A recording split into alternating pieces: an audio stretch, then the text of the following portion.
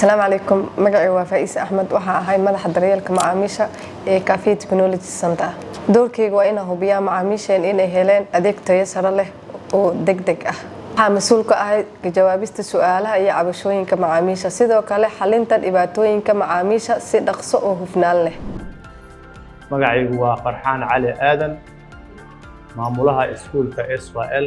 culays baa jiray oo dhanka ka jiray shaqada oo inaan daaqadaas ilaalinteeda iyo xafidadeeda way nagu adkeyd, laakiin barnaamijkan markii aan helnay wax badan ayaan ka faa'iideysanay. wuxuu noo sahlay shaqada, ayuu noo sahlay. runtii aad baan maartay muxuu ahaa aan uga mahadcelinaynaa kambanigii sameeyey shirkadda Kafia Technology, khaasatan annagu qaybtaas aan isticmaalno aqoonkaal. magacaygu waa Cabdisamad Caldhalay, waxaan ahay maamulaha Zamzam Water Supply. waana ku qanacsanahay inaan la joogno Kafia.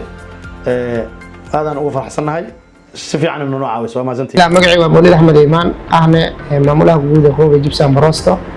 waxaan isticmaalnaa adeega Boss Management Restaurant oo bixido shirkadda Kafia Technology Center.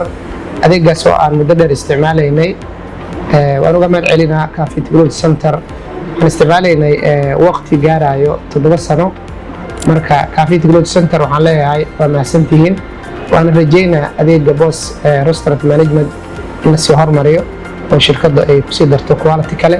boqolkiiba boqolna waxaan leeyahay waa mahadsantihiin. waan isticmaali doonaa insha Allah haddii Ilaahay. magacaygu waa Cabdirasaaq Maxamed Cabdi, waxaan ahay madaxa qaybta e-learning ee Jaamacadda Soomaaliya. waxaan isticmaalaa adeega e-learning ee ay sameysay shirkadda Kafia Technology. uga mahadcelinayaa shirkadda Kafia Technology qaabkii wanaagsanaa ee noola shaqeysay, gaar ahaan adeegooda ama customer care-gooda, kaasoo haddii aan u baahno training ama ay timaado cillad si degdega noola xalliyo. sidoo kale waxaa kormeeraa kooxdeeda si daacad leh, dulqaad leh, isla markaana xirfad leh ee ugu adeegaan macaamiisheena, annagoo ilaalinayna xiriirka wanaagsan ee ka dhexeeya shirkadda iyo macaamiisheena. ujeedadeedu waa inaan kor u qaado qanacsanaanta macaamiisheena iyo adeega aan bixino.